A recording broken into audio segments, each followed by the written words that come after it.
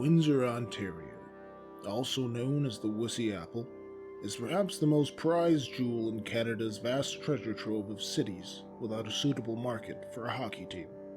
With a booming economy, non-existent crime rate, and a never-ending supply of syrup-soaked guilt, Windsor is a child any mother would be proud to call her municipality. But what if that city had a brother? And what if that brother grew up to be a city? A city that didn't have it quite as easy as your average boy city. A city that's as familiar with betting on hope as it is with cashing in on failure. A city that's so backwards, even the mobsters can't properly racketeer. Yeah, I got twosies here, eh? We're playing jacks. But we're gangsters. Twosies. And since cutbacks on the police force have been made, petty theft has never been pettier. You get back here with my camera. Oh, that's an expensive camera. Oh, don't go into the pawn shop. Not the pawn shop. Don't go in the pawn shop with it. You won't get a fair price. Detroit, much like an aging burlesque dancer at the beginning of her routine, still has a lot left to show. Detroit is rebuilding itself, and with criminal arson fires on the decline, while accidental celebratory arson fires at an all-time high, it's hard to deny the flames of progress. But what is at the heart of this newfound sense of renewal? Some would say the heart of Detroit lies in the city's architecture, or in the resiliency of its people, or even in the city's popular used heart in Oregon district. But few would guess the true heart of Detroit resides some 50 miles outside its borders. Living in a nearly dilapidated hovel, inside the body of a gently beat-up husk of a man, sleeping in a bed so modest not even some sort of narcoleptic sloth-human hybrid could fall asleep in. Join him, won't you?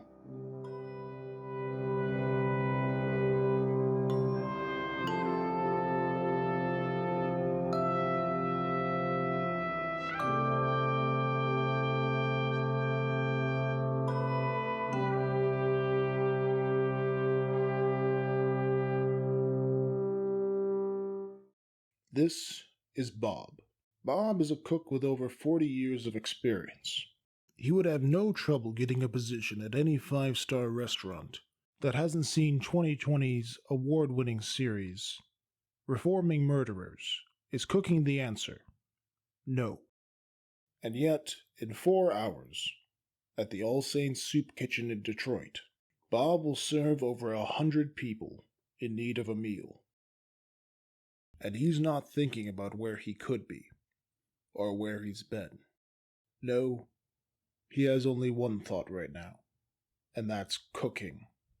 Not for the money, the adulation, or the many, many offers of marriage that come with being a 65-year-old line cook, but because people need him to.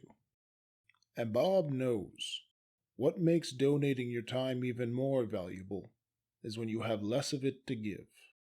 And no one has less time than Bob.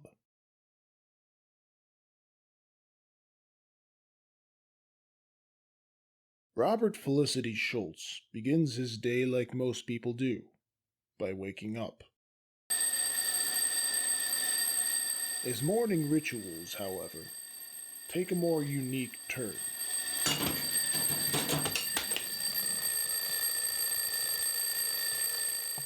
A day of cooking may sound like a leisurely activity to some, but to Bob, it is more akin to preparing for war. Before most people have even had a chance to sit down and smoke their breakfast, Bob is already mullet deep in a myriad of cooking-related tasks. First, he carefully revises his hungry and fed list. Then Bob records a brief college lecture on the basics of cooking.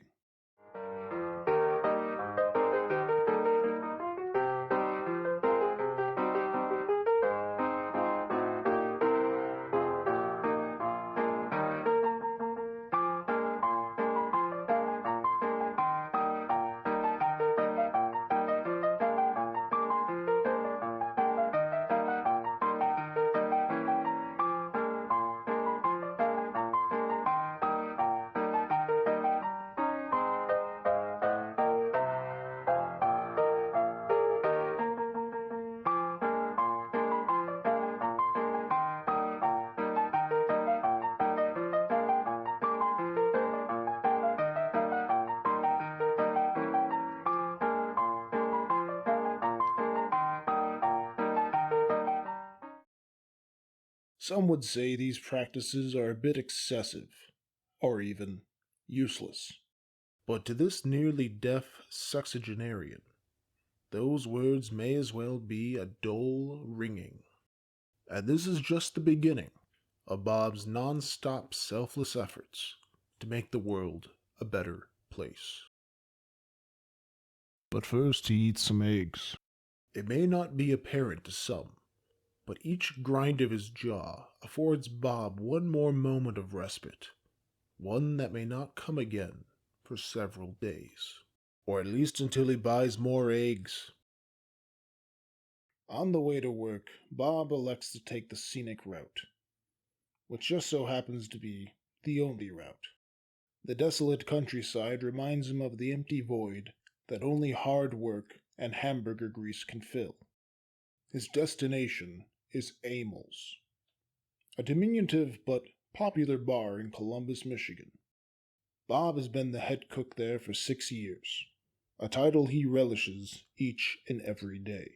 If I win, I'm going to buy the bar, take all the beer out of the walk-in, set it out here, and burn it to the ground. You're gonna burn the building? Yep. Don't you think you could sell it? No. Just burn it. Once inside, Bob is greeted with full tables and empty stomachs. I got 2 chicken tenders going. I got 2 chicken cherry walnut salads, buffalo bites, a boss burger, and 2 stampedes. Table of 9. Just that. Normal for start of the day? Yeah, this is pretty close, a little slow. Just as quickly as Bob can finish one table, another, rounder, sturdier table takes its place. Although this is his 73rd consecutive shift, Bob won't be eyeing the exits anytime soon, mainly due to his cataract surgery, but also because of his unparalleled work ethic. He probably works more than anyone I've ever seen. Of course, I do work at the unemployment agency. But still, every once in a while I'll say, "Hey Bobby, how come you don't take any days off?" And he'll say, "I used them all up, all my vacation days, while I was in utero." Now, I've never been to utero, but he says it's very wet. And I have this condition where if I'm in the rain for even a minute, I cry uncontrollably. And I can't get any treatment because no one believes me. Back at Amels, the pressure becomes too much, and Bob, desperate for help, calls in Jill, a former Michelin star tire saleswoman of the week. But Jill's arrival only heralds another deluge of customers. For times such as these, the French have a saying, Les Américains pouvons manger de la toile. roughly translated, it means Google Translate error, try again. But the Canadians have an even better saying. You can tell a lot about a man by looking at his kitchen. And just like Bob, this kitchen is gritty, full of hot air, and has trouble digesting lactose. A trait he shares with an old but familiar small intestine, inside of an even older and less familiar man. Bob and I go way back. In fact, I remember when we were both on The Tonight Show back in 1972. You see, Jackie Gleason had gotten himself wedged in between 2 sitcom sets, and Bob filled in for him at the last second. And right before the commercial break, Johnny was going Richard Nixon this, and no Vietnamese never called me no cracker that. And then Bob, he leans over to Johnny and he says, Johnny, if I weren't wearing an Armani suit right now, I'd come over there and crush you like Jackie Gleason crushed his 2nd and 5th wives. The whole place applauded for so long, they had to bus in another audience from next door just to finish all the clapping. Of course, back then, you couldn't mention that you wore Italian suits on American television. What's that? It's not a Bob Hope documentary. It's a Bob Schultz. Coming home, Bob arrives filthier than Lenny Bruce trapped inside of a Teamster's porta-potty. It takes all his willpower just to keep his soul free of the workday's debris. His clothes take the brunt of the damage. It's a comforting thought for Bob as he softly sobs himself to sleep. The rooster doesn't crow on Bob's farm, not since he slaughtered and fed it to a hungry family. But even if that rooster wasn't defeathered and partially digested, it wouldn't have anything to wake up, since Bob's bed is a bit more Bobless than usual. Even though it's his day off from cooking for Emil's customers, Bob must feed an even filthier group of animals. Due to a misguided business venture in the 1990s, Bob is still contractually obligated to feed and house over 100 animals, or at least until horse burgers are reinstated in American cafeteria menus. Afterwards, Bob plans to unwind by doing some relaxing yard work. Or will he? Unfortunately, Bob gets an unexpected call. It's Emil's, asking him to come into work.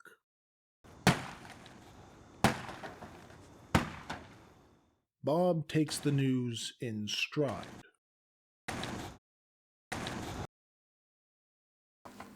If anything, Bob helps too much. I came home one day and found him auctioning my house to a family who had gotten theirs dirty. Now, I'm no Ty Pennington, God rest his soul, but I feel that my house is worth more than $500 and the rear end of a Ford Taurus. But once you see Bob get that look in his eye, that helpful, helping look, you can't not want to sign over your house, your possessions, and power of attorney. Can I stay here tonight? I could sleep in a cupboard. You won't even know I'm here.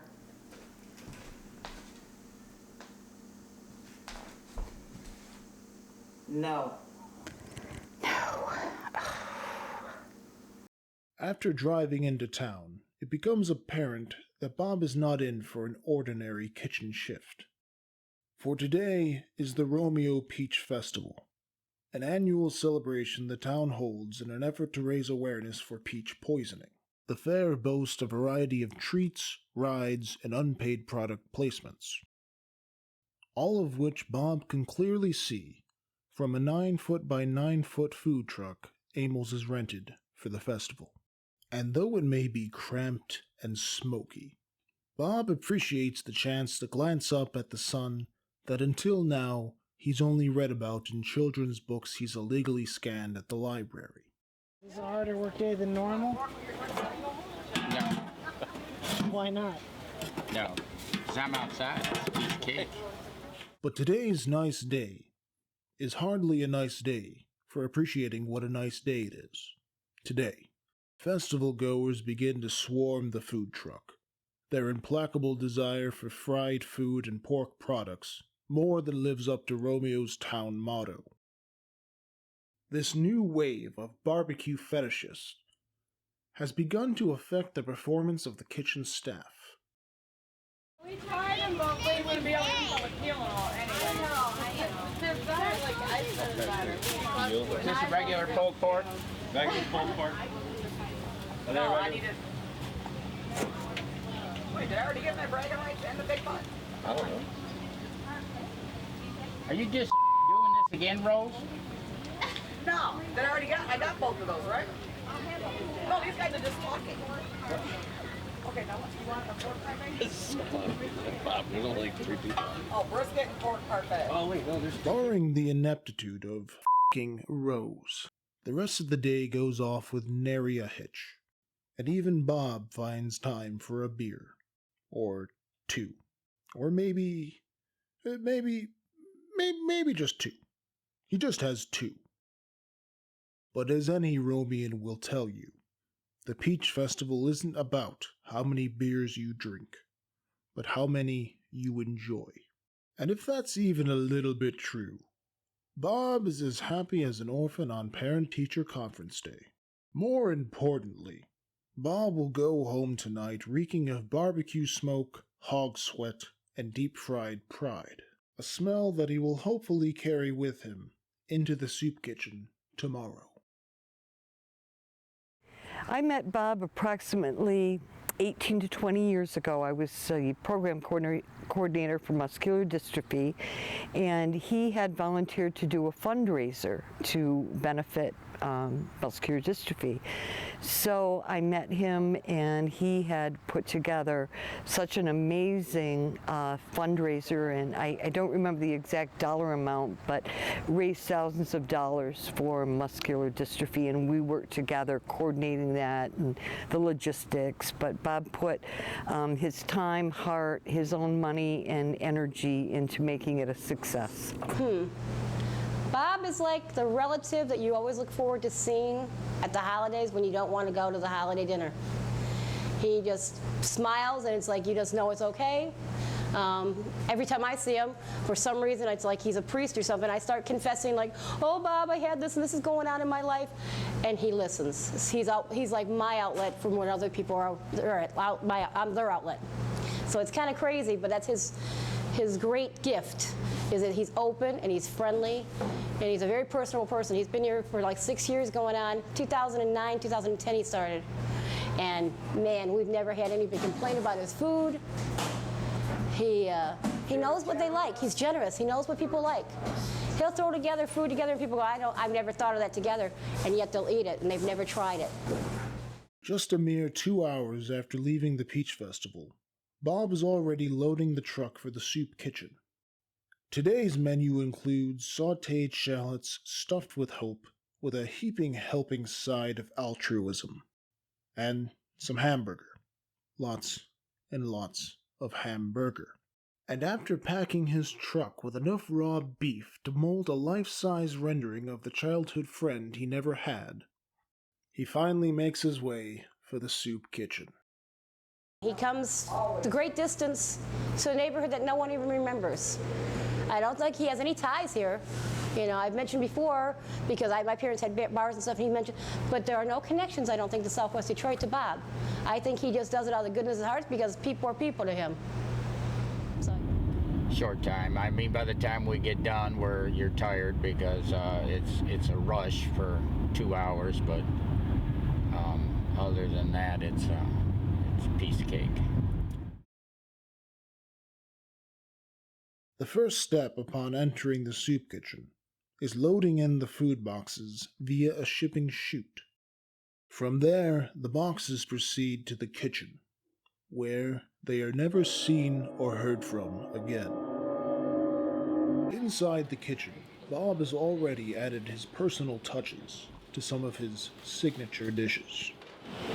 So what makes your macaroni so special in your chili? It's just a filler for them. What kind of vegetables are those? California blend. Are they your favorite blend? Yes. Mashed potatoes. Outside the kitchen, the dining hall is also being prepped. In 1 hour, these tables will be filled with dozens of clients, and their first sight will be a rather attractive display, plus some clothing tables. I'm setting up the clothes. We got a lot of ties donated this morning, so this will hold a whole section. And as they come, they get a bag from the corner steps and they look around. I usually put everything in order, men's, women's, children's. It costs them nothing, and they take what they need. Bob emerges from his kitchen-y womb to give some last-minute instructions to a first-time waiter. And then you just take it and give them their food. You want a whole scoop of potato or? Well, Bob, what you got there's good. Now you give them all the salt and pepper they want? Or? Yeah, they'll just give a few, they'll be, and then bring the number back and put the number right over here on this table behind you, and he sanitizes them and puts them in order. Then, as he always does, gives the dessert tray a final inspection. I have to check them. Once Bob is done with his treacle analysis, he heads back into the kitchen to discover some unfortunate news. Well, this is the prices that you wanted, because this oven doesn't work very well. What do you think the problem is? Without a functional oven, the diners will be bereft of Bob's famous garlic bread, a notion Bob and Detroit's well-armed Italian-American community Toesies are not willing to entertain. Just as Bob is preparing to pack up his pots and pans and skip town, he finds out that the oven was never plugged in to begin with. In just 5 minutes, the diners will flood into the hall, each of them hungrier, or as hungry, or possibly less hungry than the last, in that order. And Bob goes over his last-minute preparations with all the determination and precision of a hamster fighting the suction of a hungry vacuum cleaner. Ah, shit, I didn't check their salad. Since the staff is a bit short-handed today, Bob must play waiter and cook. The small amount of cardiovascular activity is enough to drench his dirty old man brow with dirty old man sweat. But his efforts do not go unappreciated by the diners. Yeah, the community is great here. Everybody, you got to read this over. Everybody come together and they eat at the table together, and everybody get along with each other. Yeah, they do great food, fresh, good, anytime here. Enjoy. It's good here, you know, for a lot of people. You know, especially if they don't have nothing to eat or something. All types of people come here, and everybody is just happy. We sit down, we talk about our daily living, and you can get some ideas and suggestions here while you're eating your meal, and that's great. It's just beautiful here. As the lunch rush dies down, Bob finds himself in front of a group of well-wishers, with whom he shares his plans for the future. Documentary they're going to play at my funeral. Oh, jeez, oh, man. That's terrible, Bob. And then I also told him last month when he was here that I said that when Pastor Martin's speaking, he can tell everybody that they're going to have the last meal that Bob ever made, because I'm putting stuff in the freezer all the time. Just in case my funeral, and then it's dated, and when it gets to be a certain age, I pull it out and remake it, depending on how long I live. And just like Bob, and all of you will someday, the dining hall falls deathly silent. The vacant tables almost evoke an aura of melancholy, and yet, at the same time, they're evidence that, for at least one day, a small group of people can go home a little more relieved than when they first came. Well, the way I sees it, I've always thought of Bob as a sort of a stone soup soldier. You know the story of the stone soup soldier, right? It's got the stone and the soup and the soldier. What I do. And it's called, well, I don't know if it has a title, but it goes like this. One day a hungry little old soldier comes into town.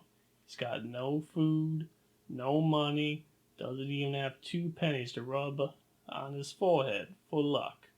So he goes to the center of town, you hear? He takes out a pot, some water, and a stone, and he starts it a-simmering faster than Joanne of Arc in a George Foreman infomercial. Eventually, the townsfolk come up to him and start poking and prodding. That's just me talk for imploring and beseeching. And they says, "What are you doing there?" And he retorts, "Why, I'm making stone soup. I made enough for all y'all to eat, but could use some seasoning." Well, sir, the townsfolk are mighty dang done touched. They go back to the houses to find themselves some extra fixings to add to the soup. So they get themselves some tasty rocks for starters, like what the Pope would eat, maybe some nice granite. They get themselves some onions, some short potatoes, and some Campbell's soup mix. And before they know it, they've got themselves one mighty fine stew, the best that they ever done did have. Yep, the whole town came together just because of one stone soup soldier, who kinda reminds me of Bob, or possibly Colonel Klink. Either way, they both inspired people to do some amazing things. His work finished, Bob silently loads his equipment back into the truck. And then he takes one last look at the kitchen as he closes the door, knowing full well he'll be the next one to open it for many years to come. With the soup kitchen and 30 hours of cooking behind him, Bob heads to the Speakeasy Bar, a pilgrimage he and his volunteer staff make every month. It's a little bar in Washington. We started going there 6 years ago when we started this. It's the only place where, for once, Bob will be eating the meals rather than preparing them. When Bob pulls in, though, he finds the famous speakeasy has been closed temporarily, forever. But to Bob, the closure of his favorite bar serves as a reminder of just how devastating it can be when something you've come to rely on suddenly comes to an end, and he takes that knowledge with him into his next bar shift, his next fare, and of course, his next soup kitchen.